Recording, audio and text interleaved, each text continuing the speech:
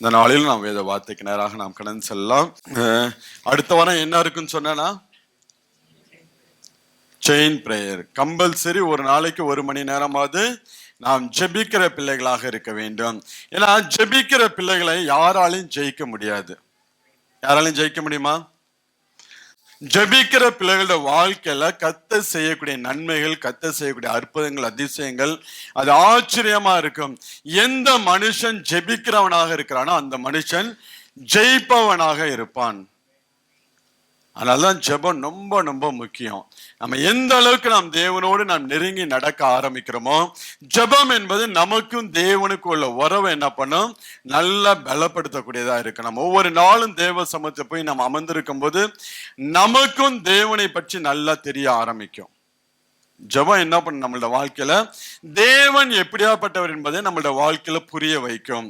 அதே நேரத்துல நம்மளையும் தேவன் புரிந்து கொள்வதற்கு நம்மள என்ன பண்ணுவோம், கொஞ்சம் நேரத்தை கொடுப்போம். ஆண்டவரே என்னை பார், என் நிலைமையை பார், என் வாழ்க்கையை பார் என்று சொல்லி தேவ சமூகத்தில் அமர்ந்திருக்கும் போது நம்மளுடைய காரியங்களையும் தேவன் என்ன பண்ணுகிறார், விசாரிக்கிறவராக இருக்கிறார். அதனாலதான் இந்த ஜெபம் ரொம்ப ரொம்ப முக்கியம். ஜெபிக்கிற பிள்ளைகளை எந்த மனிதனாலும் ஜெயிக்கவே முடியாது. ஈவன் ராஜாவானாலும் ஜெயிக்க முடியாது. முடியுமா?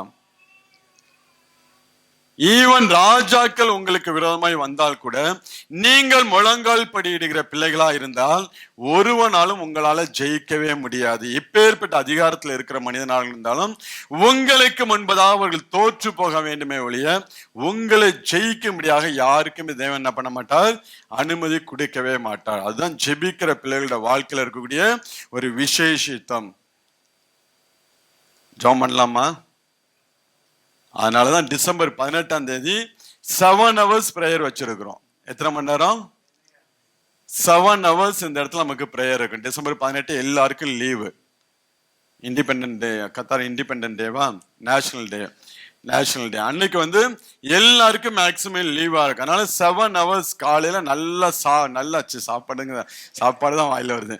காலையில இருந்து நல்லா ஜெபம் பண்ணிட்டு மத்தியானம் நல்லா சாப்பிட்டுட்டு போவோம். அதனால காலையில ஃபாஸ்டிங்கோட வந்துருங்க. 7 மணி நேரம் தேவ சமூகத்துல உட்காந்து நாம் ஜெபிக்க போகிறோம். எந்த சபை ஜெபிக்கிறதோ, எந்த மனிதன் ஜெபிக்கிறானோ அவன் ஜெயிக்கிறவனாக இந்த பூமியில வாழ்ந்து கொண்டிருப்பான். யாரு வந்தாலும் சரி, யாரு போனாலும் சரி, எப்பேற்பட்ட அதிகாரத்துல இருக்கிறவர்களாக இருந்தாலும் சரி, அவனுடைய காரியம் எப்பொழுதும் ஜெயமாக இருந்துகிட்டே இருக்கும். நீங்க தானியேலோட வாழ்க்கையில பாத்தீங்கன்னா வாசிக்கலாம். 6ஆம் அதிகாரம் 28வது வசனத்தை வாசிக்கலாம். தானியேல் 6:28. தரியுவின் ராஜ்யபார காலத்திலும்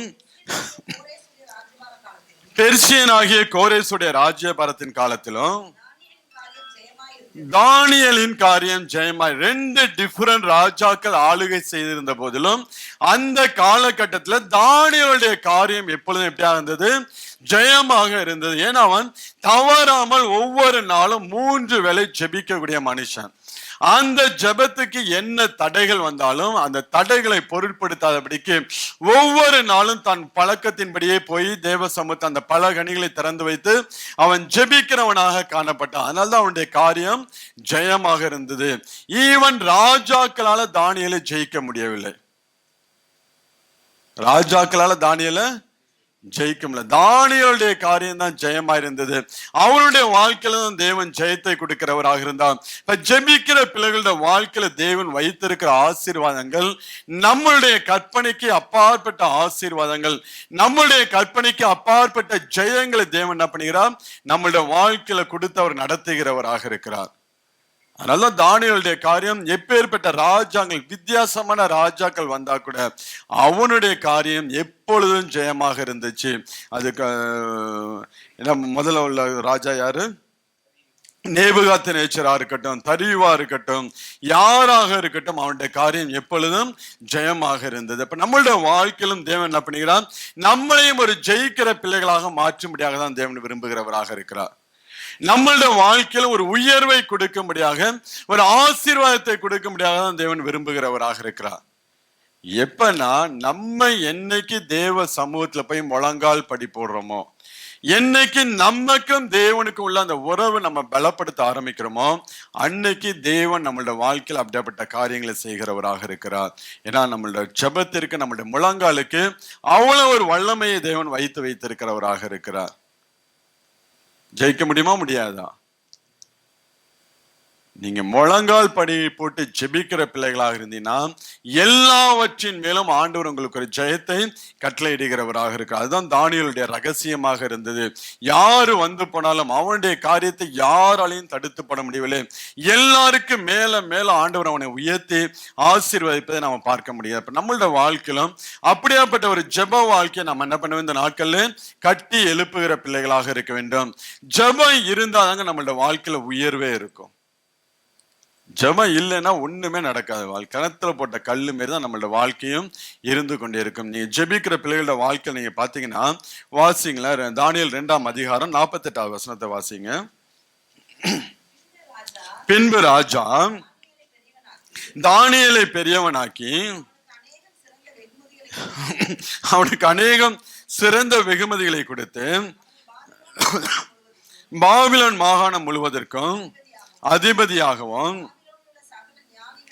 பாபிலோனில் உள்ள சகல ஞானிகளின் மேலும் பிரதான அதிகாரியாக நியமித்தார். தானியேலை ராஜா பெரியவனாக்கி அவனுக்கு சிறந்த வெகுமதிகளை கொடுத்து அவனை கனப்படுத்துவதை நாம் பார்க்க முடிகிறது. அதே போலதான் நீங்க சாத்ராக், மேஷாக், ஆபேத்நேகோ அவங்களோட வாழ்க்கை நீங்க பாத்தீங்கன்னா 3ஆம் அதிகாரம் 30வது வசனத்தை வாசிக்கலாம்.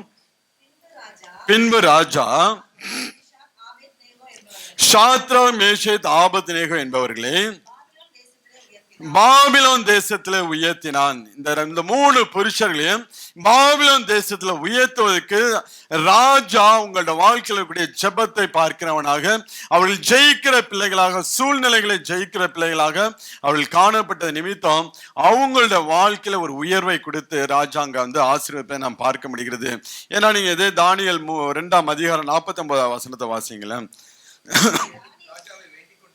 தானியேல் ராஜாவை வேண்டிக் கொண்டதன் பேரில் அவன் சாத்ராக்கையும் மேஷாக்கையும் ஆபேத்நேகோவையும் பாபிலோன் மாகாணத்துக்கு காரியங்களை விசாரிக்கும்படி வைத்தான்.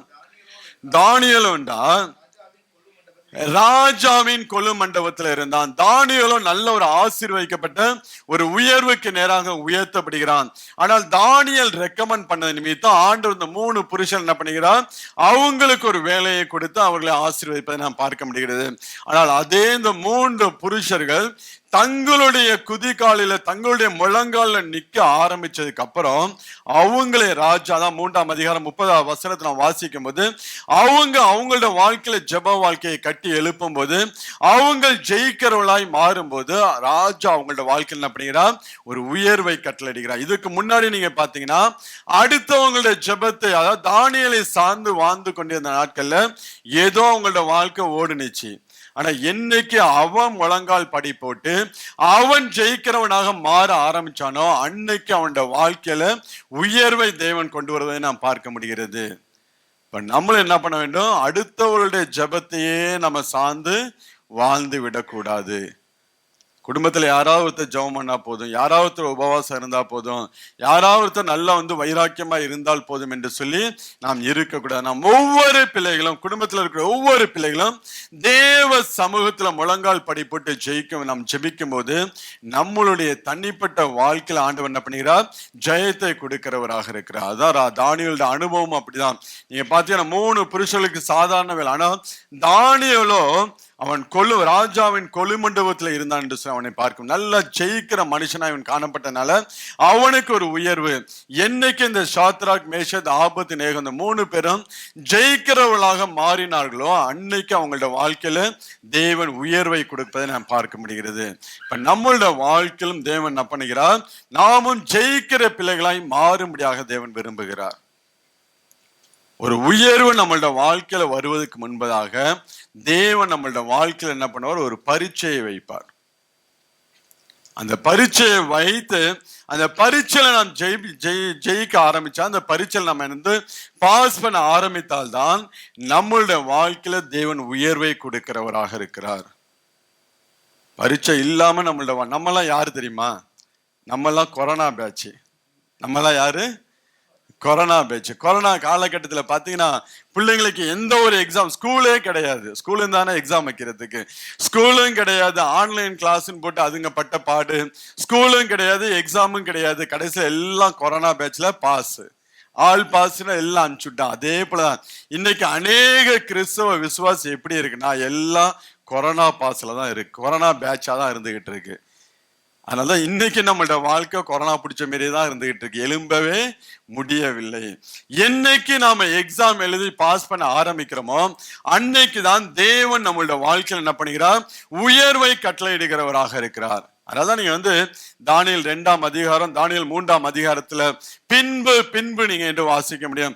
பின்பு தானியேலை உயர்த்தினான், பின்பு சாத்ராக் மேஷாக் ஆபேத்நேகோ என்பவர்களை ராஜா உயர்த்தினான் என்று சொல்லி நாம் பார்க்க முடியும். ஏன்னா பின்பு நான் அதுக்கு முன்பதாக நடந்த சம்பவம் தான் அவங்களுடைய வாழ்க்கையில ஒரு எக்ஸாம், ஒரு பரீட்சையாக காணப்பட்டுச்சு. அந்த பரீட்சையில் அவர்கள் பாஸ் பண்ண ஆரம்பிக்கும் போது அவங்களுடைய வாழ்க்கையில ஆண்டவர் உயர்வை கட்டளையிடுகிறவராக இருக்கிறார். இப்ப நம்மளுடைய வாழ்க்கையிலும் தேவன் ஒரு உயர்வை கட்டளையிட வேண்டும், நம்மளுடைய வாழ்க்கையும் மேலே போக வேண்டும் என்று சொல்லி விரும்பினால் நம்மளுடைய வாழ்க்கையிலும் வரக்கூடிய எக்ஸாம் எல்லாம் என்ன பண்ண வேண்டும்? எழுதி பாஸ் பண்ணி உயர்வை பெற்றுக்கொள்ள வேண்டும். எல்லாம் ரெடியா? எல்லாம் எக்ஸாம் எழுத ரெடியா? எல்லார் கையிலும் ஒரு பேப்பரை கொடுத்து எழுத வச்சிட வேண்டியதான். ஆண்டவர் உயர்த்துவதற்கு முன்பதாக நம்மளோட வாழ்க்கையில சில காரியங்களை தேவன் என்ன பண்ணுவார்? அனுமதிக்கிறவராக இருக்கிறார். அந்த தேவன் அனுமதிக்கும் போது அந்த காரியங்கள் நம்மளோட வாழ்க்கையில ஏன் என்று சொல்லி புரிந்து கொண்டு அதற்கு ஏற்றாற்போல நம்மளை மாற்ற ஆரம்பிக்கும் போதுதான் நம்மளுடைய வாழ்க்கையில தேவன் என்ன பண்ணுகிறார்? உயர்வை கட்டளையிடுகிறவராக இருக்கிறார். அதனால ஆண்டவராக இருந்தாலும் சரி, உலக காரியமா இருந்தாலும் சரி, எக்ஸாம் இல்லாம ப்ரொமோஷன் கிடையவே கிடையாது. இன்னைக்கு நம்ம எல்லாம் என்ன பண்ண போறோம்? எக்ஸாம் எழுதுறதுக்கு ஆயத்தமாக போறோம். நான் 10th படிக்கும்போது என்ன பண்ணுவாங்கன்னா ஸ்கூல்ல அடிக்கடி ரிவிஷன் எக்ஸாம் அடிக்கடி வைப்பான். வாரத்துல 2 ரிவிஷன் எக்ஸாம் இருக்கும். இப்படி வச்சு வச்சு வச்சு போர்டு எக்ஸாம்ங்கிற ஒரு பயத்தை இருதயத்துல இருந்து எடுத்து போட்டாங்க. காலையில மேக்ஸ் எக்ஸாம் போனோம், உட்காந்து நல்லா இட்லி சாப்பிட்டுக்கிட்டு இருக்கேன். எங்க அக்கா ஸ்கூல் டீச்சர், +2க்கு அவங்க டீச்சர், அவங்க சொல்ல, டே எக்ஸாம்டா தின்னுகிட்டு இருக்காத போ எக்ஸாமுக்கு சொல்லி என்னை அடிச்சு விரட்டி விட்டாங்க. ஏன்னா அந்த அளவுக்கு எக்ஸாம்ங்கிற பயம் இல்லாதபடிக்கு ரிவிஷன் எக்ஸாம் வச்சு வச்சு வச்சு நல்லா எங்களை தயார் பண்ணாங்க. அதனால சயின்ஸ் எக்ஸாம், மேக்ஸ் எக்ஸாம்லாம் ரொம்ப ஈஸியா நம்ம வந்து அதை அட்டன் பண்ணதுக்கு கிருபை பாராட்டினார். அதே போல இன்றைக்கும் தேவன் நம்மளோட வாழ்க்கையில சில சின்ன சின்ன காரியங்களை தேவன் என்ன பண்ணுவார்? அனுமதிப்பார். சின்ன சின்ன காரியங்களை அனுமதித்து அனுமதித்து அனுமதித்து அதுல நம்மளை நல்லா பழக்கு வைத்து தேவன் நம்மளை ஒரு உயர்வுக்கு நேராக கொண்டு போகிறவராக இருக்கிறார். அதனால இந்த வாரம் எப்படி எக்ஸாம்லாம் வரும் தெரியாது, கொஞ்சம் பார்த்தே இருந்துக்குங்க. காலையில தான் நான் சொன்னேன், எப்படி எல்லாம் உங்களுக்கு எக்ஸாம் வரும் தெரியாது, கொஞ்சம் பார்த்து இருந்துக்கன்னு சொல்லிட்டு மெசேஜ்லாம் முடிஞ்சு நானும் என்ன பண்ணேன், நம்ம விமலா பிள்ளைங்களை சண்டே ஸ்கூல் கூப்பிடலான்னு சொல்லிட்டு வண்டியை எடுத்தேன். நானும் 30 வருஷமா இந்த கத்தார்ல வண்டி ஓட்டுறேன். எத்தனை வருஷமா? 30 வருஷமா வண்டி ஓட்டுறேன். ஒரு சின்ன ஆக்சிடென்ட் ஆனது கிடையாது, எங்கேயோ மைனர் ஆக்சிடென்ட் ஆகிருக்கும். எல்லாம் 2 தடவை நம்ம சின்ன வண்டியை எடுத்து வண்டி அப்படி கொஞ்சம் மூவ் பண்ண கடன் சவுண்டு பார்த்தா சைடில் இருக்கிற ஃபுட் ஸ்டெப் கம்ப்ளீட்டு போயிடுச்சு. இப்போ நான் அதை சரி பண்ண எனக்கு 2000 ரியால் வந்து பைசா வேணும். அது பார்த்தோன்னே நமக்கு என்ன கொஞ்சம் மைண்ட் அப்படியே அப்செட் ஆனிச்சு. நீ தானப்பா சொன்ன எக்ஸாமுக்கு எல்லாம் ரெடி ஆகுங்கன்னு, நீ ரெடியான்னு கேட்டாரு. கொஞ்சம் நமக்கு அப்படியே கொஞ்சம் டிஸ்டர்ப் ஆனிச்சு. என்ன ஆண்டவரே 30 வருஷமா வண்டி ஓட்டி ஒண்ணுமே நடக்கல, சும்மா நிக்கிற கட்டையில போய் நான் வண்டியை சைட்ல தெரியாம எத்தனையோ நாள் இந்த இடத்துல பார்க் பண்ணி வண்டி எடுத்துக்கிட்டு இருக்கிறோம். அப்ப எனக்கு ஆண்டவர் எக்ஸாம் வச்சிட்டாரு, நானும் ஓரளவு பாஸ் மார்க் எடுத்திருக்கேன். நீங்களாம் எப்படி வசதி? ஆண்டவர் நம்மளோட வாழ்க்கையில சில காரியங்களை என்ன பண்ணுவார்? நாம் கற்றுக்கொள்ளும்படியாக சில காரியங்களை தேவன் அனுமதிக்கிறவராக இருக்கிறார். தேவனுடைய கருத்துல நீங்க வந்து வாசிங்கன்னா 1 நாளாகமம் 29ஆம் அதிகாரம் 11-12 வசனங்களை வாசிங்களேன். தாவீது ராஜாங்க ஆண்டவரை பார்த்து சொல்லக்கூடிய காரியம், கர்த்தாவே மாட்சிமையும் வல்லமையும் மகிமையும் ஜெயமும் மகத்துவம் உம்முடையவைகள், வானத்திலும் பூமியில் உள்ளவைகள் எல்லாம் உம்முடையவைகள். கர்த்தாவே, ராஜ்யமும் உம்முடையது. தேவரின் எல்லாருக்கும் தலைவராய் உயர்ந்திருக்கிறேன். ஐஸ்வர்யமும் கனமும் உம்மாலே வருகிறது. தேவரின் எல்லாவற்றையும் ஆளுகிறவர். உம்முடைய கரத்திலே சத்துவமும் வல்லமையும் உண்டு. எவரையும் மேன்மைப்படுத்தவும் பலப்படுத்தவும் உம்முடைய கரத்தினால், எவரையும் மேன்மைப்படுத்தவும் பலப்படுத்தவும் உம்முடைய கரத்தினால் ஆகும் என்று சொல்லி தாவீது ராஜா அங்க ஆண்டவருடைய காரியங்களை குறித்து சொல்லி, ஆண்டவரே உம்முடைய கரத்துல வல்லமை இருக்கு, மகத்துவம் இருக்கு, உம்முடைய கரத்துல ஜெயம் இருக்கு, எல்லாமே உம்முடைய கரத்துல இருக்கு. அதனாலதான் பேதுரு சொல்லும்போது ஏற்ற காலத்தில் தேவன் உங்களை உயர்த்தும்படிக்காக அவருடைய பலத்த கைக்குள் நீங்கள் அடங்கி இருங்கள் என்று சொல்லி பேதுரு சொல்லுகிறார். அவருடைய கரத்துக்குள்ள நம்ம அடங்கி இருக்கும் போது தேவன் நம்மளை என்ன பண்ணுகிறார்? உயர்த்துகிறவராக இருக்கிறார். ஆண்டவருடைய கரத்துல உயர்வும் இருக்கும், ஆண்டவருடைய கரத்துல பரீட்சையும் இருக்கும், ரெண்டுமே இருக்கும். ஆண்டவர் நம்மளோட வாழ்க்கையில் இருக்கக்கூடிய விசுவாசத்தை நம்மளோட வாழ்க்கையில பரீட்சை பார்ப்பான். நம்மளோட வாழ்க்கையில் இருக்கக்கூடிய பரிசுத்தத்தை குறித்து பரீட்சை பார்ப்பான்.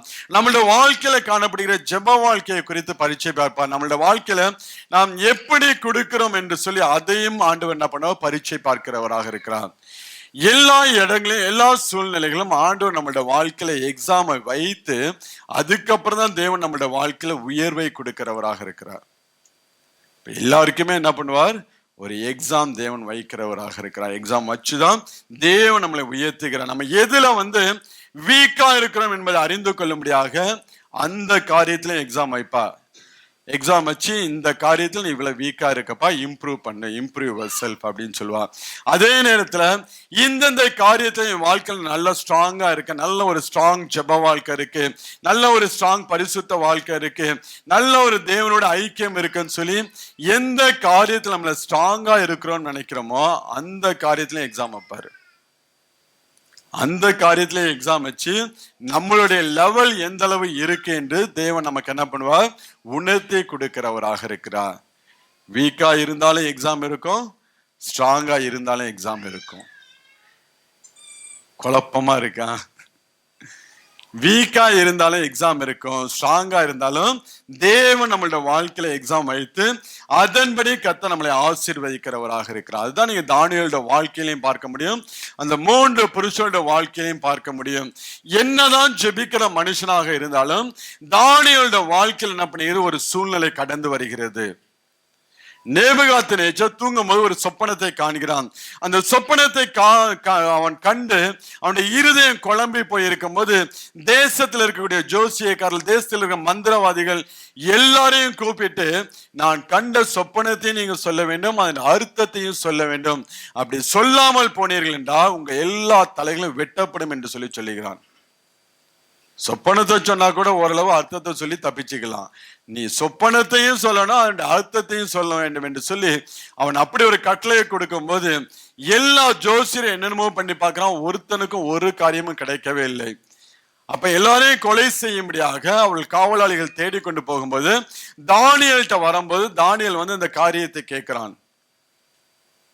காரியத்தை கேட்டு தேவ சமூகத்துல போய் அவன் என்ன பண்ணுகிறான்? ஜெபிக்கிற மனுஷனாக காணப்பட்டான். நீங்க வாசிங்க, தானியேல் 2ஆம் அதிகாரத்தை எடுத்துக்கொள்வோம். 16ஆவது வசனத்துல இருந்து வாசிங்க. தானியேல் ராஜாவிடத்துல போய் சொப்பனத்தின் அர்த்தத்தை ராஜாவுக்கு காண்பிக்கும்படிக்கு தனக்கு தவணை கொடுக்க விண்ணப்பம் பண்ணினான். பின்பு தானியேல் தன் வீட்டுக்கு போய் தானும் தன் தோழரும் பாபிலோனின் மற்ற ஞானிகளோட கூட அழியாதபடிக்கு இந்த மறைபொருளை குறித்து பரலோகத்தின் தேவனை நோக்கி இரக்கம் கேட்கிறதற்காக அனனியா, மிஷாவேல், அசரியா தன்னுடைய தோழர்களுக்கு இந்த காரியத்தை அறிவித்தான். பின்பு ராக்காலத்தில் தரிசனத்திலே தானியேலுக்கு மறைபொருள் வெளிப்படுத்தப்பட்டது. அப்பொழுது தானியேல் பரலோகத்தின் தேவனை ஸ்தோத்தரிக்கிறான். இந்த நிலைமையை கொஞ்சம் நீங்க யோசிச்சு பாருங்களேன். தானியேலுடைய கழுத்து வெட்டப்படும்படியாக ராஜாவுடைய கட்டளை அங்க பிறக்கிறது. தானியேலை தேடி வரும்போது அவன் போய் ராஜசமத்துல கொஞ்சம் எனக்கு டைம் கொடு, உன் காரியத்தை நான் சொல்லுகிறேன் என்று சொல்லி அங்க டைம் கேட்டு வந்து தேவ சமத்துல ஜெபிக்கிறவனாக இருக்கிறான். இந்த சூழ்நிலையில நீங்களும் நானும் இருந்தா நம்மளுடைய ஜெபம் எப்படி இருக்கும்? கத்தி கழுத்துக்கு நேரா இருக்கு. நம்ம போய் ஆண்டவர் சமத்துல எப்படி செய்வோம்? ஆண்டவரை இப்படி என்ன கை விட்டுட்டீங்களே ஆண்டவரு, என்னையும் சேர்த்து கொலை செய்ய முடியாது இந்த ராஜா வந்து நிக்கிறானே ஆண்டவரே. நம்ம என்ன பண்ணிருப்போம்? இருக்கிற புலம்பலை எல்லாம் பாடி இருப்போம். எல்லா புலம்பலையும் பாடி என் சூழ்நிலையை மாத்துங்க, ராஜாவுடைய கைக்கு என்ன தப்புவீங்க, எப்படியாவது விடுதலை ஆக்குங்க. இப்படிதான் நம்ம ஜெபிக்கிற பிள்ளை. அதனால நம்ம வந்து பாஸ் பண்ணவே மாட்டேங்கிறோம். நம்ம ஏன் எக்ஸாம்ல பாஸ் பண்ண மாட்டேங்கிறோம்னா, எக்ஸாம் ஆண்டவர் வைக்கும் போது எதுக்காண்டி எக்ஸாம் வைக்கிறார், எதுக்காண்டி இந்த சூழ்நிலையை அனுமதிக்கிறார், தேவன் என்ன செய்ய விரும்புகிறார் என்று சொல்லி அந்த பாயிண்ட் ஆஃப் வியூல நம்ம பார்க்கறது கிடையாது. நம்ம உடனே ஆண்டவரே எப்படியாவது என்ன காப்பாத்துங்க, எப்படியாவது இந்த இக்கட்டு காலத்துல, இந்த ஆபத்து காலத்துல என் ஜெபத்தை நீங்க பதில் கொடுங்கன்னு சொல்லி நம்ம ஆண்டவரை பார்த்து ராங் டைரக்ஷன்ல நம்ம ஜெபிக்கிற பிள்ளைகளாக இருப்போம். ஆனா தானியேல் அதெல்லாம் கண்டுக்கவே இல்லை. தேவ சமூகத்துல போய் தன் தோழர்களின் அந்த 3 புருஷர்களையும் கூட்டி ஜெபிக்க ஆரம்பிக்கும் போது தேவன் என்ன பண்ணுகிறார்? காரியத்தை வெளிப்படுத்த ஆரம்பிக்கிறார். அதனாலதான் தானியேலுடைய காரியம் எப்பொழுதும் ஜெயமாக இருந்துச்சு.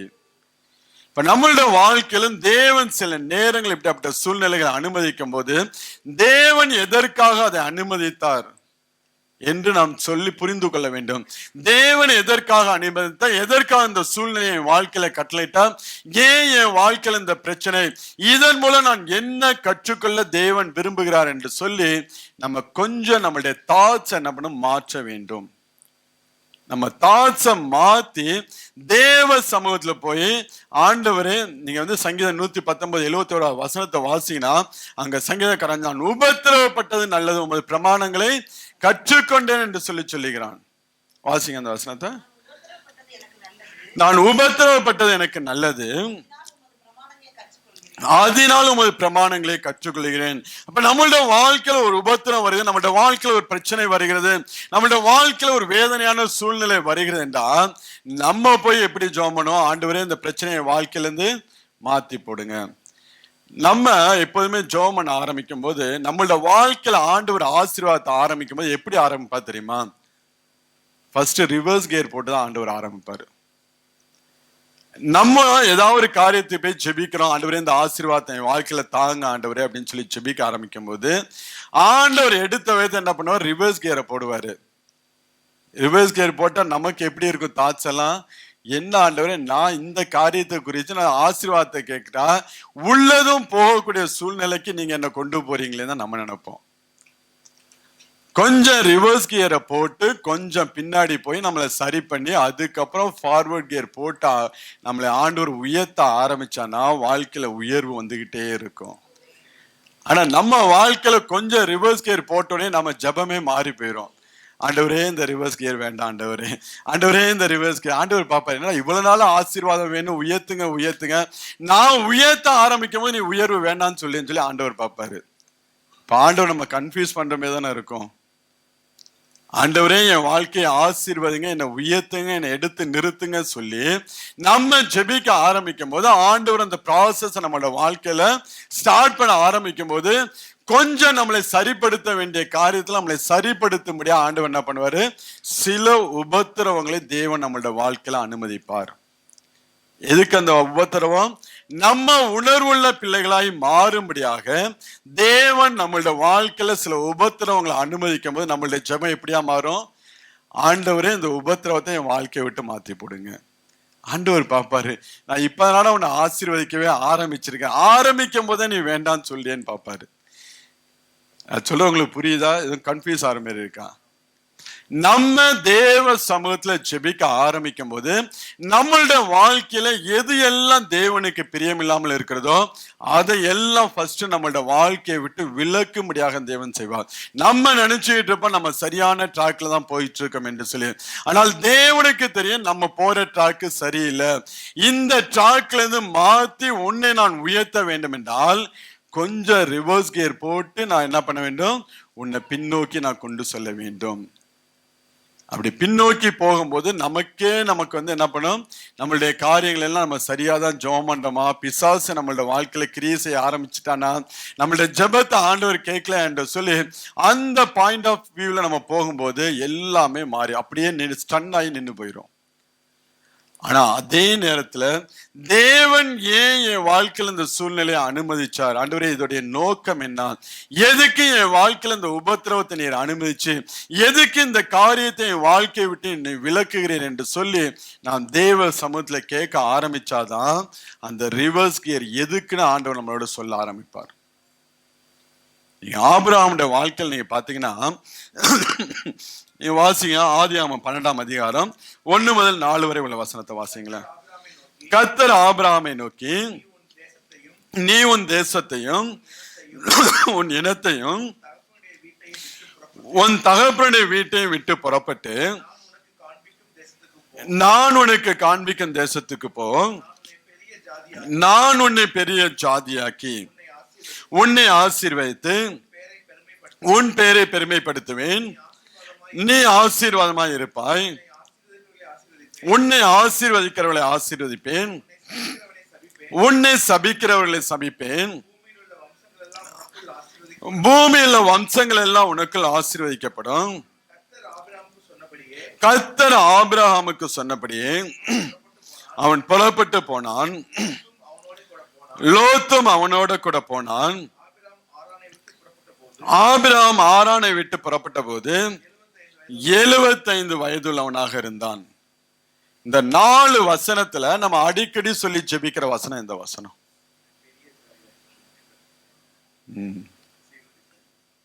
அது ஃபார்வர்ட் கியர். இந்த 4 வசனத்துல நம்ம எத்தனை பேர் வீட்டுல இந்த 4 வசனத்தை எழுதி போட்டிருக்கோம், இன்க்ளூடிங் மீ, என்னையும் சேர்த்தா நான் சொல்றேன். எத்தனை பேர் வீட்டுல 10 கட்டளைகள் எழுதி மாட்டி இருக்கிறோம்? எத்தனை பேர் வீட்டுல 2 பிரமாணம், புதிய ஏற்பாட்டுல ஆண்டவர் கொடுத்த 2 பிரமாணத்தை எழுதி போட்டிருக்கோம்? பாக்கி எல்லா வசனமும் உன்னை நான் ஆசீர்வதிக்கவே ஆசீர்வதித்து உன்னை பெரிய ஜாதியாக்க நல்ல பெரிய போர்டு வீட்டுக்குள்ள நுழைஞ்ச போது நம்ம கண்ணில் படுற மாரி இருக்கும். ஆனா மேல இருக்கிற வசனமும் கீழே இருக்கக்கூடிய 4வது வசனமும் நம்ம என்ன பண்ண மாட்டோம், அதை நம்ம பார்க்கவே மாட்டோம். ஆனா ஆண்டவர் ஆரம்பிக்கும் போது எங்கேருந்து ஆரம்பிப்பாரு? வசனத்துல இருந்து ஆரம்பிப்பாரு. நீ உன் இனத்தையும் உன் தேசத்தையும் உன் தகப்பன் வீட்டையும் விட்டு நான் காண்பிக்கும் தேசத்துக்கு போன்னு சொல்லி ஆண்டவர் ஃபர்ஸ்ட் என்ன பண்ணார், ரிவர்ஸ் கியரை போடுவாரு. ரிவர்ஸ் கியரை போட்டு ஆண்டவர் ப்ராசஸை ஸ்டார்ட் பண்ண ஆரம்பிக்கும் போது இதனடா நம்ம ஆண்டவர்கிட்ட ஆசீர்வாதத்தை கேட்டா, நீ இதையெல்லாம் விட்டுட்டு வா, இதையெல்லாம் விட்டுட்டு வந்தா நான் எப்படி ஆசீர்வாதமா இருப்பேன்? தேசத்துல நல்ல ஒரு மனிதனா நல்ல ஒரு ஆசீர்வாதம் உள்ளவனாய் ஆபிரகாம் இருந்து கொண்டிருக்கிறார். ஆனா ஆண்டவர் நான் உன்னை ஆசீர்வதிப்பேன், ஆனா இதெல்லாம் நீ விடு. இதெல்லாம் விட்டாதான் வசனத்தை விட்டா, நீ வசனத்துக்கு கீழ்ப்படிஞ்சாதான் 2வது வசனமும் 3வது வசனமும் வாழ்க்கையில் என்ன பண்ணும், அது கிரியைகளை நடப்பிக்கும். ஆனா இந்த எக்ஸாமை எழுதுறதுக்கு யாரும் என்ன கிடையாது, ரெடி கிடையாது. இதுதான் நம்மளோட வாழ்க்கையில எக்ஸாமா வரும். நீ விட வேண்டியதெல்லாம் விட, உன் சொந்த தேசம், ஜனம், மக்கள், தகப்பன் வீடு எல்லாவற்றையும் விட்டு நீ வெளியே வா. அப்ப நம்ம தியானம் பண்ணும்போது எதோ 2வது வசனத்தை நல்லா தியானம் பண்ணுவோம், 3வது வசனத்தை தியானம் பண்ணுவோம். 4வது வசனத்துல ஆபிரகாம் எதையெல்லாம் விட்டான், ஆண்டவரே நான் எதையெல்லாம் விட வேண்டும் என்று சொல்லி என்னைக்கா நம்ம கேட்டிருக்கோமா? நான் எதையெல்லாம் விட வேண்டும் ஆண்டவரே, என் வாழ்க்கையில நான் ஆசீர்வதிக்கப்படுவதற்கு, என் வாழ்க்கை உயர்த்தப்படுவதற்கு நான் எதையெல்லாம் விட வேண்டும் என்று சொல்லி நம்ம என்னைக்கு கேட்க ஆரம்பிக்கிறோமோ அன்னைக்கு தாங்க ஆண்டவர் என்ன பண்ணுவார், நம்மளுடைய ஆசீர்வாதத்தின் மேல அவர் நம்மளை உயர்த்த ஆரம்பிப்பார். ஆனா அந்த 2 வாக்கு தத்தங்களை பிடிச்சுக்கிட்டு நம்ம என்ன பண்ணுவோம் தெரியுமா, நம்மளாம் பெஸ்ட் ஸ்டூடெண்ட். நம்மளாம் யாரு? ஆமா, இந்த பெஸ்ட் ஸ்டூடெண்ட் என்ன பண்ணு, டீச்சருக்கு எக்ஸாம் வைக்கும். இந்த பெஸ்ட் ஸ்டூடெண்ட் டீச்சருக்கு எக்ஸாம் வைக்கும். அங்க டீச்சர் பேப்பர்லாம் ரெடி பண்ணி கொண்டு வந்தா இவன் டீச்சருக்கு எக்ஸாம் வச்சு அவரை குழப்பிட்டுருவோம். நம்மளாம் அப்படியாப்பட்ட ஆளுங்க தான். நம்மளோட வாழ்க்கையில அறிஞ்சோ அறியாமலையோ நாம் தேவனை பரீட்சை பார்க்கிற பிள்ளைகளாக இருக்கிறோம். நம்மளோட வாழ்க்கையில தெரிஞ்சோ தெரியாமல என்ன பண்ணிக்கிறோம், நாம் தேவனை பரீட்சை பார்க்கிறார். தேவன் நம்மளை பரீட்சை பார்த்து நம்மளை ஆசீர்வதிக்கும்படியாக, நம்மளை உயர்த்தும்படியாக அவர் பிளான் போட்டு அவர் வந்தா நம்ம அவருக்கு ஒரு டெஸ்ட் வைப்போம். அவரு போனா உனக்கு எக்ஸாம் வேணாம் எனக்கு எக்ஸாம் வேணாம்னு சொல்லிட்டு போயிடுவாரு.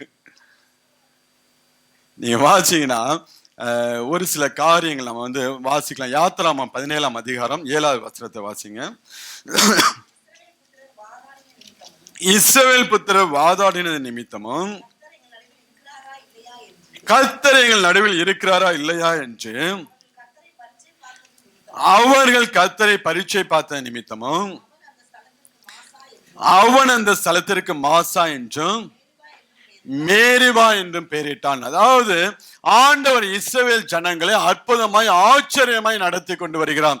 எகிப்து தேசத்துல 10 விதமான அற்புதங்களை செய்து ஜனங்களை விடுதலையாக்கி செங்கடலை 2ஆய் பிளந்து பெரிய பெரிய காரியங்களை செய்த ஆண்டவர் அப்படிங்கிறார் அந்த ஜனங்களை நடத்தி கொண்டு. இவ்வளவு காரியங்களை பார்த்ததுக்கு அப்புறமும் குடிக்க தண்ணி இல்லை என்று சொல்லி முறுமுறுக்க ஆரம்பிக்கிறார்கள்.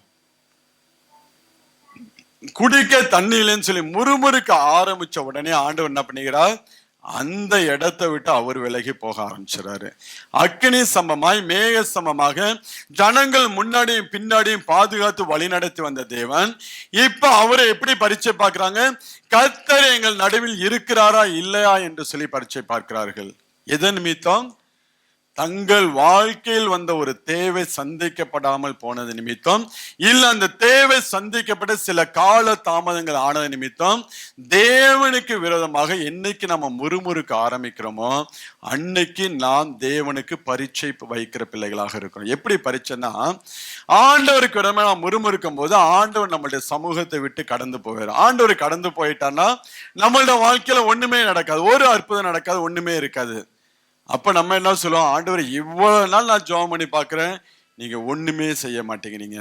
நம்ம யாரை குறை சொல்லுவோம்? ஆண்டவர் போய் நம்ம குறை சொல்லுவோம். இவ்வளவு நான் ஜெபம் பண்றேன், ஆண்டவர் பாப்பாரு, நான் உன் நடுவுல இருக்கிற மாதிரி நீ காரியத்தை வைக்க மாட்டேங்கிறேன். உன் பாளையத்துல நான் எங்கும் உலாவி நான் உனக்குள் அற்புதங்களை செய்ய வேண்டும். அசூசியான காரியங்களை என்ன பண்ண வேண்டும், நீ உன்னை விட்டு நீக்க வேண்டும், உன்னை விட்டு நீ அகற்ற வேண்டும் என்று சொல்ல ஆண்டவர் சொல்கிறான். நான் ஒரு பாளையத்துக்குள்ள வரும்போது அந்த அசூசியான காரியங்களை கண்டு நான் உன்னை விட்டு விலகி போகாதபடிக்கு உன் பாளையம் எப்பொழுதும் சுத்தமாய் இருக்க வேண்டும் என்று சொல்லி தேவன் விரும்புகிறார். ஆனா நம்ம முறுமுறுக்க ஆரம்பிச்சு தேவனுக்கு பிரியமில்லாத காரியங்களை சொல்ல ஆரம்பிச்சு நம்ம ஆண்டவரை விரட்டிட்டுருவோம். ஆண்டவரை அனுப்பிச்சதுக்கு அப்புறம் ஆண்டவர் எங்க நடுவுல இருக்கிறாரா இல்லையான்னு சொல்லி அவருக்கே நம்ம டெஸ்ட் வைக்கிற பிள்ளைங்க. ஆனால் நம்மளோட வாழ்க்கையில சில நேரங்கள்ல ஆண்டவர் சில காரியங்களை அனுமதிச்சானா பொறுமையோடு நாம் கடந்து சொல்ல கற்றுக்கொள்ள வேண்டும். நீங்க தாவீது ராஜா பாத்தீங்கன்னா அவன் சொல்லுவான், நான் அழுகையின் பள்ளத்தாக்கை உருவ நடந்து அதை நீரூற்றாய் மாற்றிக்கொண்டேன் என்று சொல்லிட்டு. அழுகையின் பள்ளத்தாக்கை உருவ நடக்கணும். அந்த நடக்கிற அனுபவம் தான் நம்மளோட வாழ்க்கையில எக்ஸாமாக இருக்கும். அந்த அழுகையின் பள்ளத்தாக்கை நீங்க நடந்து கடந்து வர ஆரம்பிக்கும் போதுதான் உங்க வாழ்க்கையில ஒரு உயர்வை தேவன் கட்டளையிடுகிறவராக இருக்கிறார். இப்ப நம்ம நம்மளோட வாயிலிருந்து முறுமுறுப்புங்கிறதே வரவே கூடாது. என்ன நடந்தாலும் ஆண்டவர் சகலவற்றையும் நன்மைக்கு ஏதுவாக செய்து முடிப்பார் என்று சொல்லி ஒரே வார்த்தையில நம்ம முடிச்சிடணும். என் வாழ்க்கையில இது இருந்தாலும் சரி, இது இல்லாவிட்டாலும் சரி, இந்த தேவனை நான் ஒரு நாளும் கைவிட மாட்டேன் என்று சொல்லி, இந்த தேவனை விட்டு நான் ஒரு நாளும் விலக மாட்டேன் என்று சொல்லி நம்ம ஒரு தீர்மானத்தை எடுக்க ஆரம்பிக்கும் போதுதான் தேவன் நம்மளோட வாழ்க்கையை உயர்த்த ஆரம்பிப்பார். நீங்க ஷாத்ராக் மேஷாக் ஆபேத்நேகோ அவங்களோட வாழ்க்கையில பாத்தீங்கன்னா நீங்க வாசிங்க தானியேல் 3ஆம் அதிகாரத்துல ராஜா அந்த காரியத்தை குறித்து உமக்கு உத்தரவு சொல்ல எங்களுக்கு அவசியம் இல்லை என்று சொல்லி அங்க ராஜாவை பார்த்து சொல்லலாம் என்பவர்கள் ராஜாவை நோக்கி 3ஆம் அதிகாரம் 16வது வசனத்துல இருந்து, நேபுகாத்நேச்சாரே இந்த காரியத்தை குறித்து உமக்கு உத்தரவு சொல்ல எங்களுக்கு அவசியம் இல்லை. நாங்கள் ஆராதிக்கிற எங்கள் தேவன் எங்களை தப்புவிக்க வல்லவராய் இருக்கிறார். அவர் எரிகிற அக்கினி சூளைக்கும் ராஜாவாகிய உம்முடைய கைக்கு நீங்களாக்கி விடுவிப்பார். விடுவிக்காமல் போனாலும் நாங்கள் உம்முடைய தேவர்களுக்கு ஆராதனை செய்வதும் இல்லை, நீ நிறுத்தின பொருட்களை பணிந்து கொள்வதும் இல்லைங்கிறது ராஜாவாகிய உமக்கு தெரிந்திருக்க கடவுது என்றார்கள். ஹல்லேலூயா.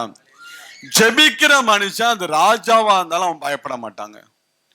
எப்பேற்பட்ட அதிகாரத்துல உள்ள மனிதர்கள் அவனுக்கு விரோதமாய் எழும்பினால் கூட அவங்க சொல்லக்கூடிய நல்ல வார்த்தை, எங்கள் தேவன் தப்புவிக்க வல்லவர், தப்புவிக்காமல் போனாலும் இந்த சிலையை நாங்கள் வணங்க மாட்டோம்.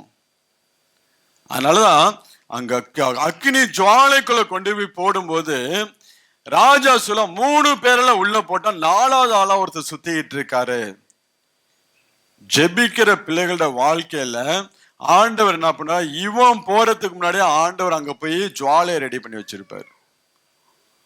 இந்த 3 புருஷர்களும் அக்கினி ஜுவாலைக்குள்ள போறதுக்கு முன்பதாகவே தேவன் ஆண்டவரே இயேசு கிறிஸ்து அங்கே கடந்து சென்று அந்த சூழ்நிலைகள் எல்லாவற்றையும் இவங்களுக்கு சாதகமாய் மாற்றி விடுவார்.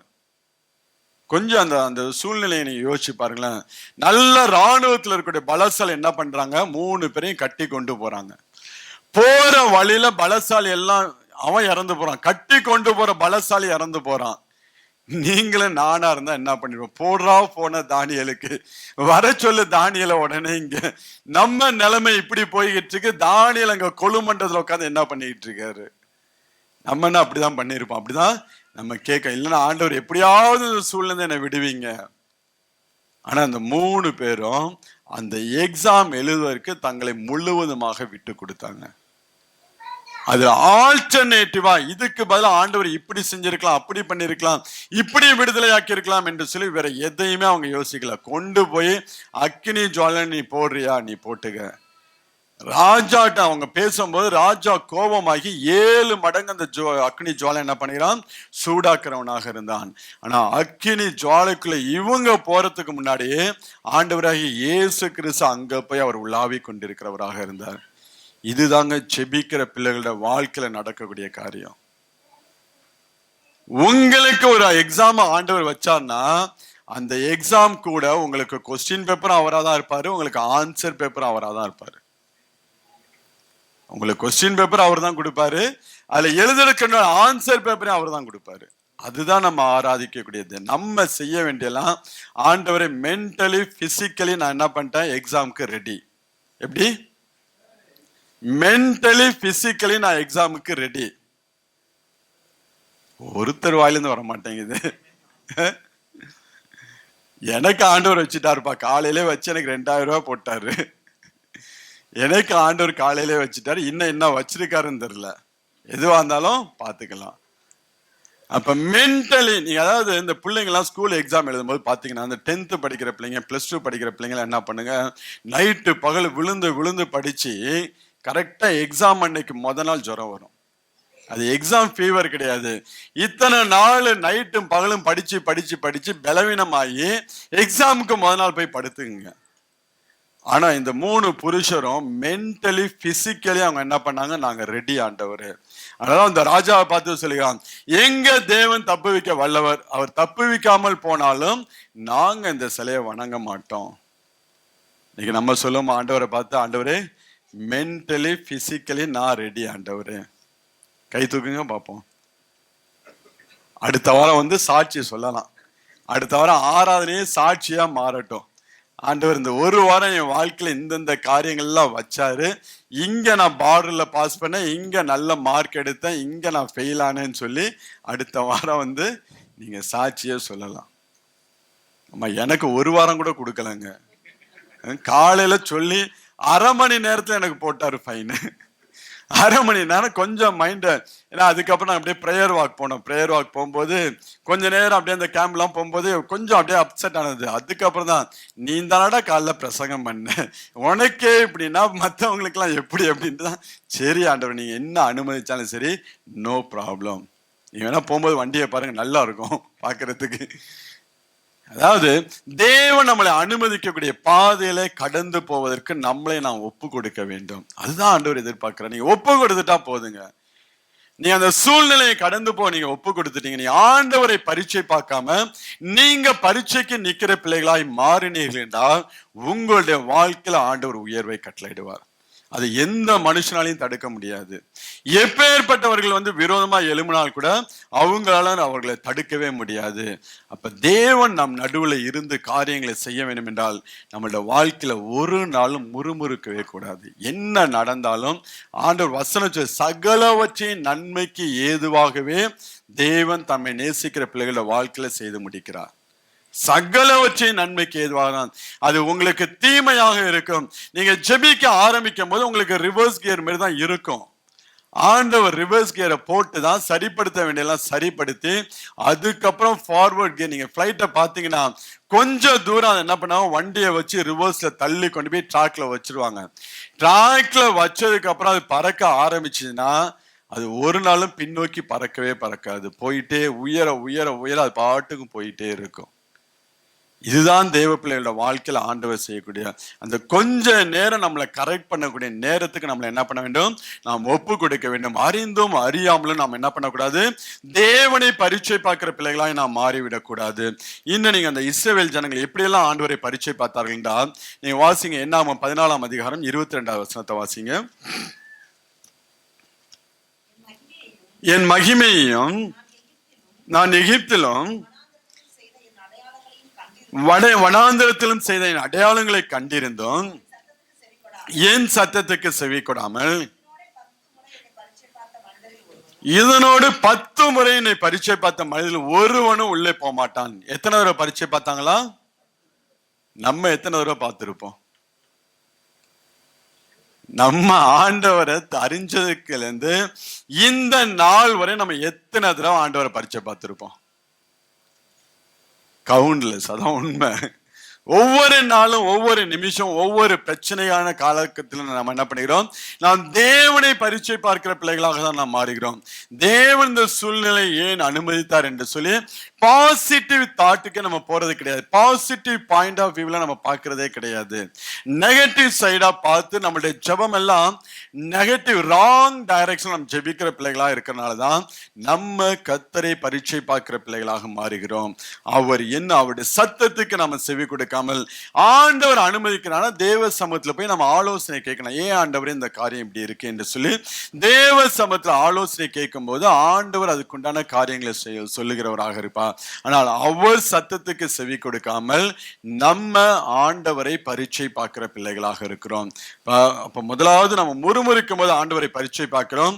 அவருடைய ஆலோசனைக்கு கீழ்ப்படியாமல் அவருடைய சத்தத்துக்கு கீழ்ப்படியாமல் போகும்போது நாம் தேவனை பரீட்சை பார்க்கிறவர்களாக. அடுத்து நீங்க வாசினா சங்கீதம் 78:18 வாசிங்க. சங்கீதம் 78:18.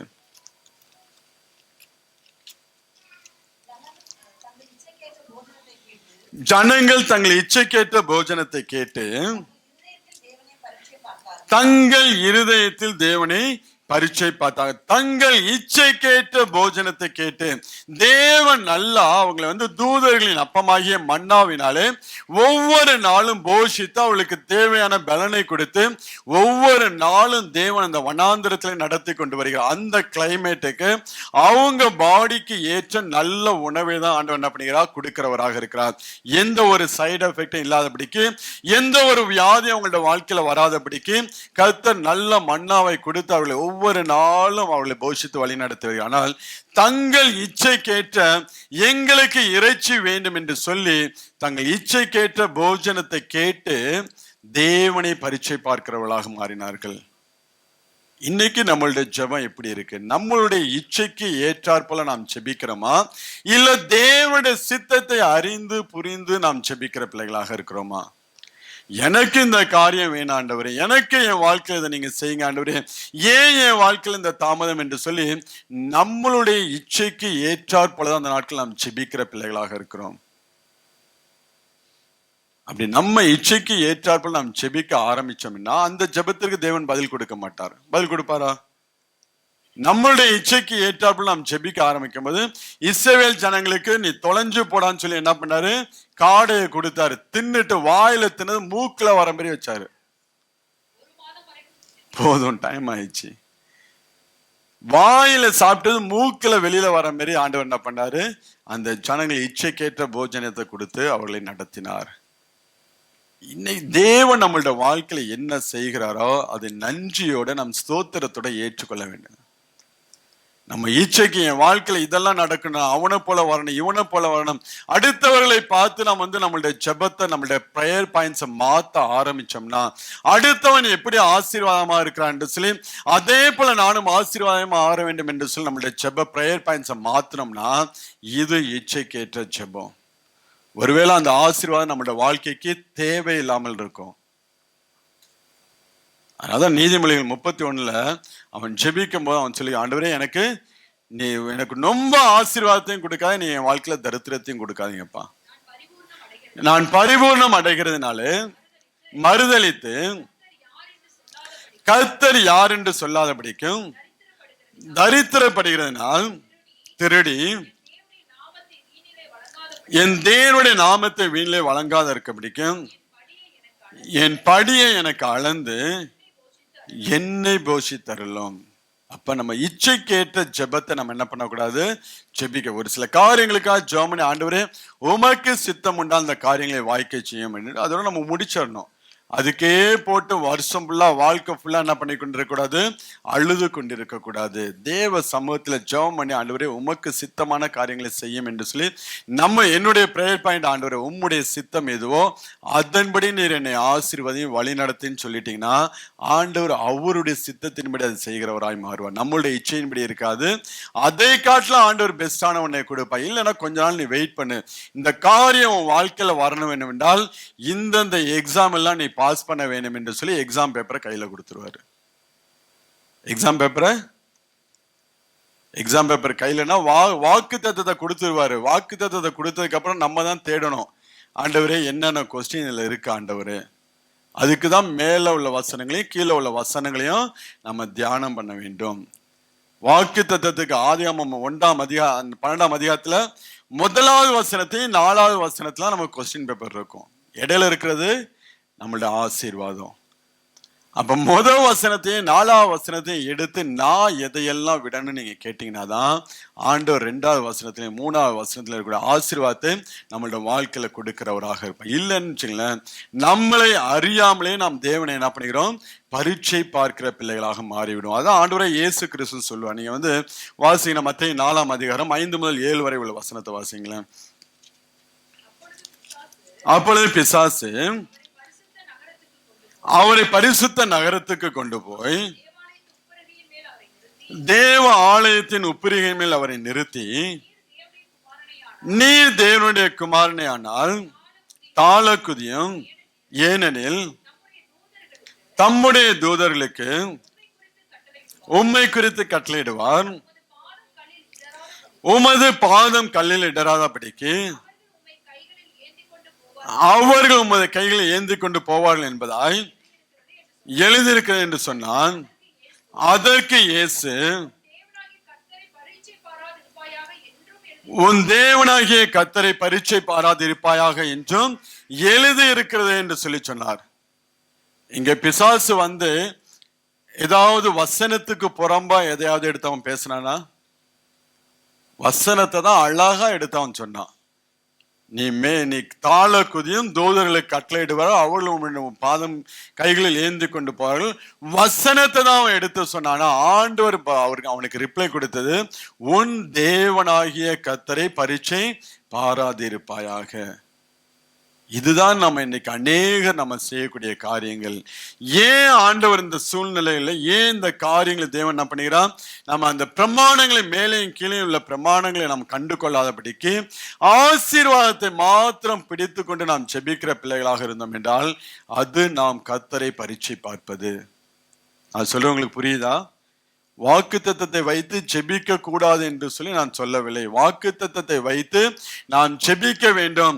அதே நேரத்தில் வாக்கு தத்தத்துக்கு மேலேயும் கீழேயும் நாம் கீழ்ப்படிய வேண்டிய சில காரியங்களை, சில பிரமாணங்களை தேவன் வைத்திருப்பார். ஆண்டுடைய வேதத்தில் இருக்கக்கூடிய எல்லா ஆசீர்வாதங்களும் கண்டிஷனல் பிளெஸிங் தான். எல்லா ஆசீர்வாதத்துக்கும் ஒரு பிரமாணம் இருக்கு. நாம் கீழ்ப்படிய வேண்டிய காரியம், நம்ம செய்ய வேண்டிய காரியமும் இருக்கும், தேவன் செய்ய வேண்டிய காரியம். இதுதான் வாக்குத்தத்தம். வாக்குத்தத்தம் தேவன் செய்ய வேண்டிய காரியம் இருக்கும், நம்ம தேவனுக்கு செய்ய வேண்டிய காரியமும் இருக்கும். அதன்படி நம்ம ஜெபிக்க ஆரம்பிக்கும் போதுதான் அந்த வார்த்தை நம்மளோட வாழ்க்கையில பலத்த ஆசீர்வாதங்களை கொண்டு வர செய்யும். நீங்க ஒன்னு நாளாகமும் நீங்க தாவீதோட காரியங்கள் நம்ம வாசிச்சோம் பார்த்தீங்களா, 24ஆம் அதிகாரத்துல. அதுல நீங்க 14 இருந்து 17 வரை உள்ள வசனத்தை வாசிங்களேன். 1 நாளாகமும் 29. இப்படி மனப்பூர்வமாய் கொடுக்கும் திராணி உண்டாவதற்கு நான் எம்மாத்திரம், என் ஜனங்கள் எம்மாத்திரம், எல்லாம் உம்மால் உண்டானது, உமது கரத்திலே வாங்கி உமக்கு கொடுத்தோம். 16வது வசனம். எங்கள் தேவனாகிய கர்த்தாவே, உம்முடைய பரிசுத்த நாமத்துக்கென்று ஒரு ஆலயத்தை கட்டுவதற்கு நாங்கள் சவதரித்திருக்க இந்த பொருட்கள் எல்லாம் உமது கரத்திலிருந்து வந்தது, எல்லாம் உம்முடையது என்று சொல்லி தாவீது ராஜா என்ன பண்ணுகிறான், தேவனிடத்திலிருந்து பெற்றுக்கொண்ட எல்லா ஆசீர்வாதங்களையும் அவருக்கே அவன் திருப்பி கொடுக்கிறான். அதாவது அவன் ஏறெடுத்த ஜெபம், மேல உள்ள வசனங்களை நாம் வாசித்தோம். எந்த மனிதனை மேன்மைப்படுத்த உம்முடைய கரத்தினாலே ஆகும், உம்மாலே ஆகும், எவனையும் மேன்மைப்படுத்த உம்மாலே ஆகும் என்று சொல்லி ஜெபித்த அந்த காரியத்தை சொல்லி ஆண்டவருடைய காரியங்கள்லாம் சொல்லிட்டு அந்த பிரேயருடைய கான்க்ளூஷன் இங்கதான் இருக்கு. அந்த பிரேயருடைய அந்த ஜெபத்துடைய முடிவு ஜெபத்தை இங்கதான் தாவீது சொல்லுகிறவனாக இருக்கிறான். ஆண்டவரே, உம்முடைய கரத்திலிருந்து வாங்கி நாங்கள் அதை உமக்கே கொடுக்கிறோம், எங்களது என்று சொல்வதற்கு ஒண்ணுமே இல்லை. நம்ம என்ன பண்ணுவோம், மேல உள்ள 11வது வசனத்தையும் 12வது வசனத்தையும் நம்ம மறக்கவே மாட்டோம், எழுதி மாட்டியிருப்போம். அதை விட முக்கியமான வசனம் எதுனா அந்த 16வது வசனம் தான். ஆண்டவரே, உம்முடைய கரத்திலிருந்து பெற்றுக்கொண்ட நாங்கள் அதை உமக்கே கொடுக்கிறோம், உமக்கே நாங்கள் இப்ப நம்மளுடைய வாழ்க்கையில ஒரு ஆசீர்வாதத்தை நான் தேவ சமூகத்துல எதிர்பார்க்கும் போது, ஆண்டவரே இந்த ஆசீர்வாதம் என் வாழ்க்கையில கடந்து வச்சுனா இதன் நிமித்தம் நான் உம்மை இன்னும் மகிமைப்படுத்துவேன், இந்தந்த காரியங்கள் நிமித்தம் நான் உண்மை மகிமைப்படுத்துவேன் என்று சொல்லி நம்மளுடைய ஜெபம் அப்படியாய் மாற வேண்டும். அப்படி மாற ஆரம்பிச்சாங்க, ஆண்டவர் உண்மையிலே நம்மளோட வாழ்க்கையில பலத்த காரியங்களை செய்வார். இதுதான் தானியேலோட வாழ்க்கையில் நடந்துச்சு, சாத்ராக் மேஷக் ஆபேத்நேகோ அவங்களோட வாழ்க்கையில் நடந்துச்சு. எங்க தேவன் தப்பு வைக்காமல் போனாலும் இந்த சிலையை நாங்க வணங்க, நீ என்ன வேணாலும் செஞ்சுக்க ராஜாவே, கொண்டு போய் அக்னி ஜுவாலில போறியா போட்டுக்க. நீ கொஞ்சம் யோசிச்சு பாருங்களேன், சுத்தி இருக்கக்கூடிய மனிதர்கள் என்ன சொல்லியிருப்பாங்க, என்னடா இவ்வளவு பைத்தியகாரத்தனமா ராஜாவுக்கு விரோதமா இவங்க பேசிக்கிட்டு இருக்காங்க, வாழ தெரியாத மனுஷங்க, உலகத்துக்கு ஏற்றாற்போல தன்னை மாற்றிக்கொள்ள தெரியாத மனுஷர்கள், உலகத்துக்கு ஏற்றாற்போல உலகத்துக்கு ஒத்த வேஷம் தரிக்க தெரியாத மனிதர்களா இருக்காங்க. கொஞ்ச நேரத்தான் வாழ்க்கையெல்லாம் முடிய போகுது என்று சொல்லி எல்லாம் ஆவலா பார்த்துக்கிட்டு இருந்தாங்க. ஆனா கொஞ்ச நேரத்துல சாதாரண மனுஷனா அக்னி ஜுவாலைக்குள்ள போனவங்க விவிஐபியா வெளில திரும்பி வரான். எப்படி வரான்? சாதாரண ஒரு வேலைக்காரனா, ஒரு லேபரா அக்னி ஜுவாலைக்குள்ள அந்த எக்ஸாம் எழுத போன மனுஷன் எக்ஸாம்ல போயிட்டு பாஸ் பண்ணிட்டு திரும்பி வரும்போது விவிஐபியா அவன் திரும்பி வருகிறான். இதுதாங்க நம்ம ஆராதிக்கிற தேவன். தேவன் உயர்த்தினா இப்படிதான் உயர்த்துவார். சாதாரண மனுஷனா நீங்க போவீங்க, ஆனா வெளியில வரும்போது you are a very very very important person.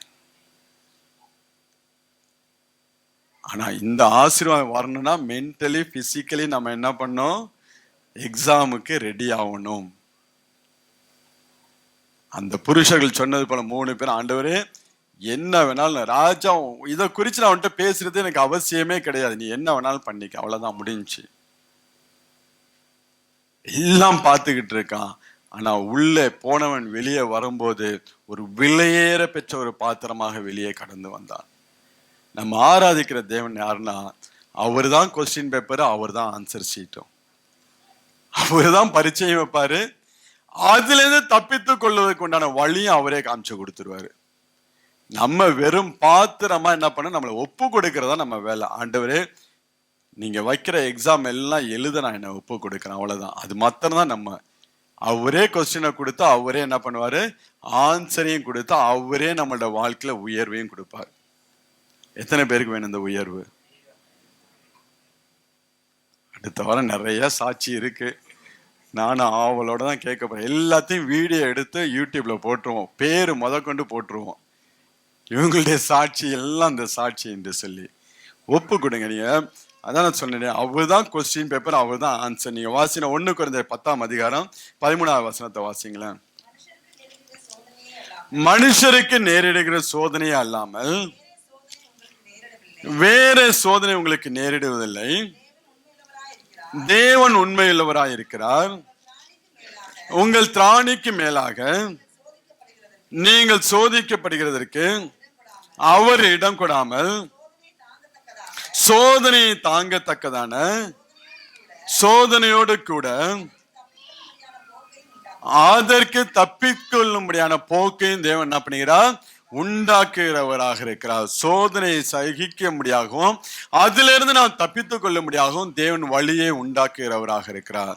இப்ப நம்ம செய்ய வேண்டிய காரியம், ஆண்டவரே நீங்க எந்த பாதையில நடத்த நீங்க சித்தமா இருக்கிறீரோ அந்த பாதையில நடக்க நான் என்னை ஒப்பு கொடுக்கிறேன். நீங்க பொறுப்படுத்திக் கொள்ளுங்க, நீங்க என்னை வழி நடத்துங்க. ஆண்டவரே என் வாழ்க்கையில உயர்வு வரும்படியாக எப்பேற்பட்ட பரீட்சை எக்ஸாம் நீ வைத்தாலும் அதை அட்டன் பண்ணுவதற்கு என்னை நான் ஒப்பு கொடுக்கிறேன். ஒப்பு கொடுத்தீங்கன்னா போதும்.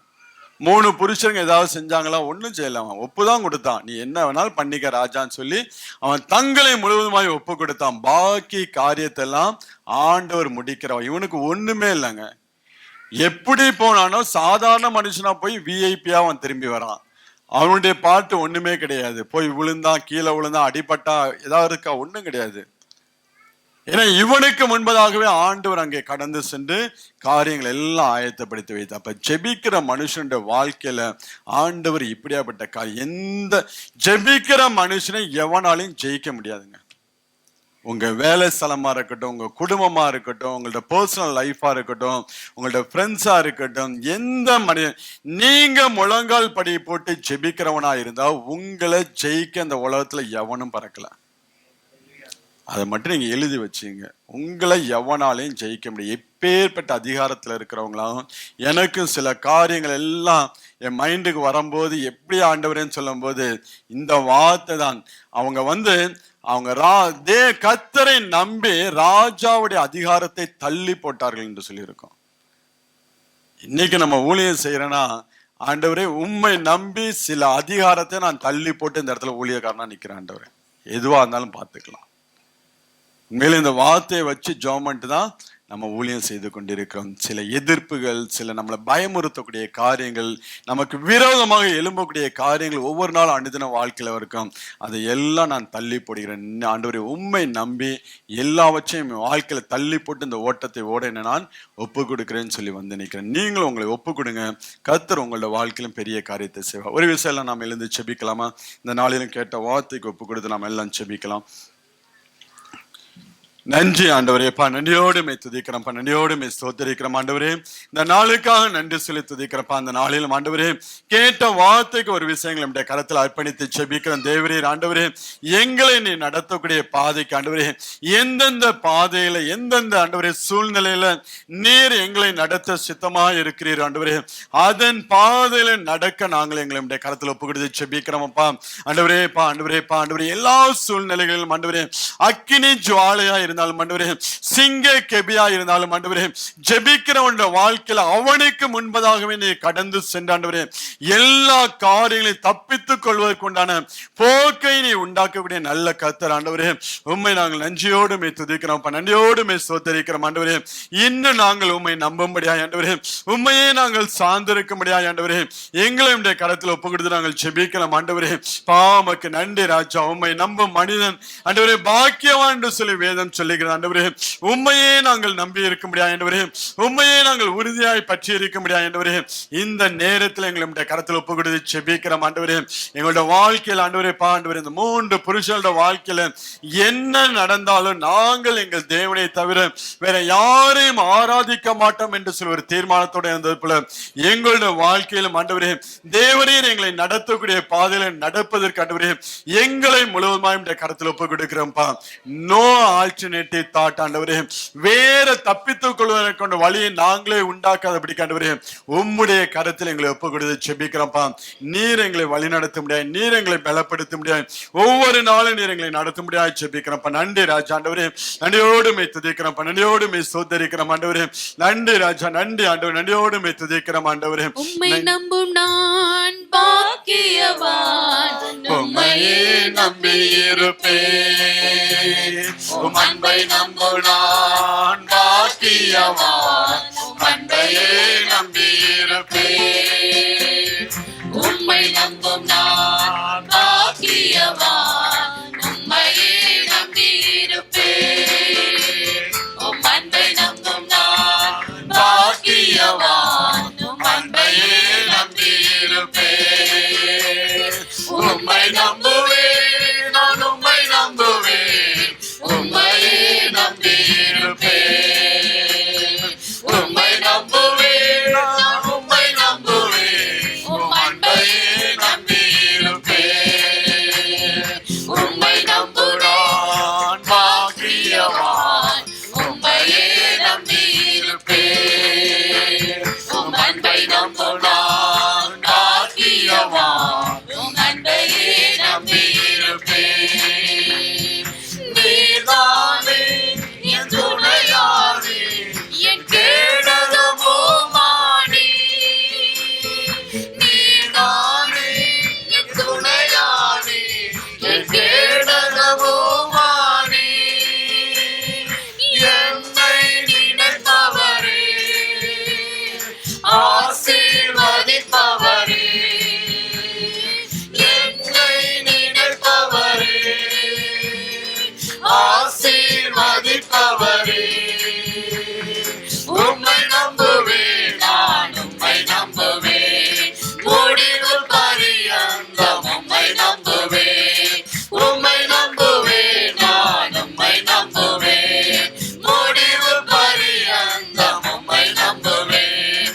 உம்மை நம்பு நான் பாக்கியவான், உம்மையே நம்பி இருப்பேன். உம் அன்பை நம்பும் நான் பாக்கியவான், உம் அன்பையே நம்பி இருப்பேன். உம்மை நம்பு நான் பாக்கியவான், உம்மையே நம்பி இருப்பேன். உம் அன்பை நம்பும் நான் பாக்கியவான், அன்பையே நம்பி இருப்பேன். உம்மை நம்பும் மனிதர்கள் யாவரையும் உம் கிருபை சூழ்ந்து கொள்ளும்.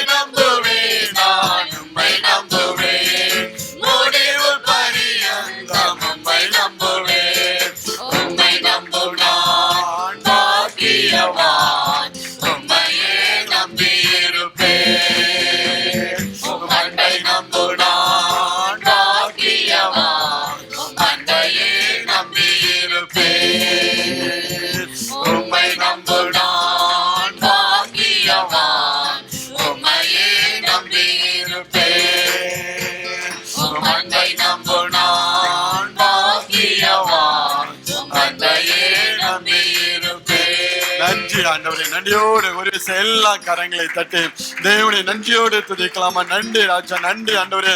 உண்மையே நாங்கள் நம்புவோம் ஆண்டவரே. எல்லா சூழ்நிலைகளிலும் ஆண்டவரே உண்மையே நாங்கள் நம்பி இருப்போம் ஆண்டவரே. ஆண்டவரே, ஒவ்வொரு பிள்ளைகளுக்கும் ஆண்டவரே நீர் கேடகமாய், நீர் துணையாய் ஆண்டவரே, நீர் அடைக்கலமாய் இருக்கக்கூடிய நல்ல கர்த்தர் ஆண்டவரே. ஆண்டவரே, உம்முடைய பிள்ளைகள் எந்த சூழ்நிலையில் கடந்து சென்றாலும் நீர் கூடவே இருந்த ஆண்டவரே தப்பித்துக் கொள்வதற்குண்டான வழியும் கொடுத்து ஒவ்வொரு பிள்ளைகளுடைய வாழ்க்கையிலும் ஆண்டவரே ஒரு உயர்வை நீர் கட்டளையிடும்படியாய் ஜெபிக்கிறோம்ப்பா. இந்த நாளிலும் ஆண்டவரே வார்த்தையை கேட்ட ஒவ்வொரு பிள்ளையும் கரத்தில் ஒப்பு கொடுக்கிறோம் ஆண்டவரே. எப்படி தானியேலுடைய காரியம் ஜெயமா இருந்ததோ, எப்படி சாத்ராக் மேஷாக் ஆபேத்நேகோ அவளுடைய காரியம் ஜெயமா இருந்ததோ, அதே போல ஆண்டவரே உம்முடைய பிள்ளைகளுடைய வாழ்க்கையிலும் எப்பொழுதும் ஒரு ஜெயம் இருக்கும்படியாய் ஜெபிக்கிறோம் ஆண்டவரே. நல்ல ஜெபிக்கிற பிள்ளைகளாய் எடுத்து நீங்க நிறுத்தும்படியாய் ஜெபிக்கிறோம்.